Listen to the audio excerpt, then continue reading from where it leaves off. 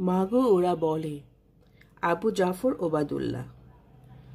কুমড়ো ফুলে ফুলে নুয়ে পড়েছে লতাটা, সজনে ডাঁটায় ভরে গেছে গাছটা, আর আমি ডালের বড়ি শুকিয়ে রেখেছি। খোকা, তুই কবে আসবি?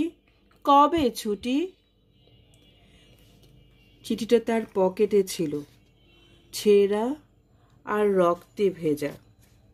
মাগো, ওরা বলে সবার কথা কেড়ে নেবে, তোমার কোলে শুয়ে গল্প শুনতে দেবে না।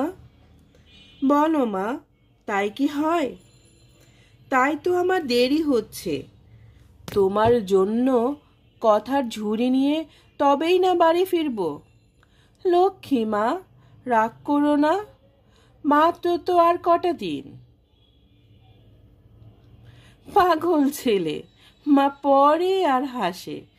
তোর ওপরে রাগ করতে পারি? নারকেলের চিড়ে কোটে, উড়কি ধানের মুরকি ভাজে, এটা সেটা আরো কত কি। তার খোকা যে বাড়ি ফিরবে, ক্লান্ত খোকা।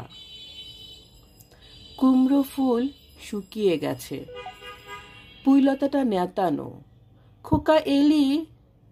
ঝাপসা চোখে মা তাকায়। উঠোনে উঠোনে, যেখানে খোকার সব শকুনিরা ব্যবচ্ছেদ করে। এখন মার চোখে চৈত্রের রোদ পুড়িয়ে দেয় শকুনিদের। তারপর দাওয়ায় বসে মা আবার ধান ভানে, বিন্নি ধানের খই ভাজে।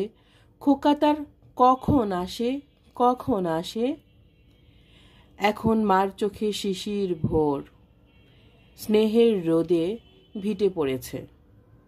ধন্যবাদ সবাইকে।